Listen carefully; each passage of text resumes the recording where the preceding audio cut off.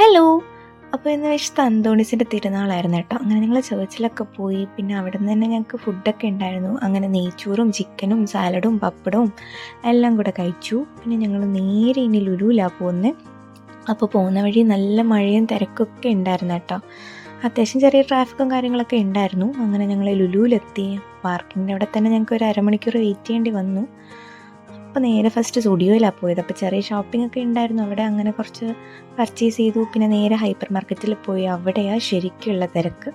അങ്ങനെ അത്യാവശ്യം ഫ്രൂട്ട്സും കുറച്ച് സാധനങ്ങളൊക്കെ എടുത്തിട്ടുണ്ട്. ഇനി ഞങ്ങൾ നേരെ പോവാണ്. ഞങ്ങൾ അവിടെ നിന്ന് ഫുഡ് കഴിച്ചില്ല, കാരണം അത്യാവശ്യം തിരക്കൊക്കെ ഉള്ളതുകൊണ്ട് ഞങ്ങൾ പുറത്ത് പോയി കഴിക്കാമെന്ന് വിചാരിച്ചു. അങ്ങനെ ഞങ്ങൾ പുറത്തോട്ട് പോവാണ്. അപ്പോൾ പോകുന്ന വഴി മഴ കാണല്ലേ എന്നാണ് പ്രാർത്ഥിച്ചത്. എന്നാൽ അവിടെ നല്ല മഴയുണ്ടായിരുന്നു.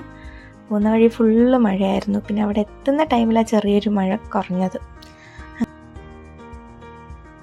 അപ്പോൾ നമ്മൾ ഫുഡ് കഴിക്കാൻ വന്നേക്കാണ് ഗൈസ്. നമ്മൾ വന്നേക്കുന്ന MR കിച്ചണിലാണ്.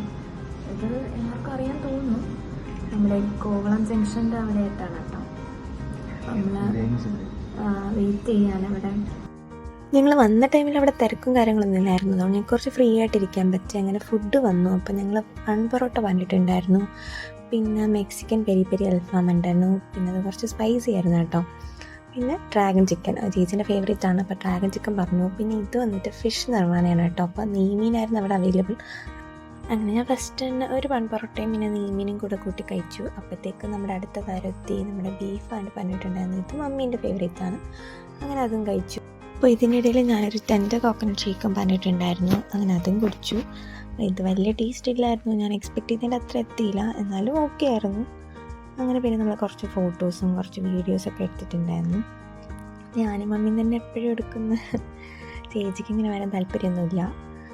പിന്നെ ഞങ്ങൾ അവിടെ നിന്ന് ഇറങ്ങിയ ടൈമിലും അത്യാവശ്യം നല്ല മഴയൊക്കെ ഉണ്ടായിരുന്നു. വീഡിയോ ഇഷ്ടപ്പെട്ടാൽ എല്ലാവരും ലൈക്ക് ചെയ്യണം, സബ്സ്ക്രൈബ് ചെയ്യണം. അപ്പോൾ അത്രേ ഉള്ളൂ. ബൈ.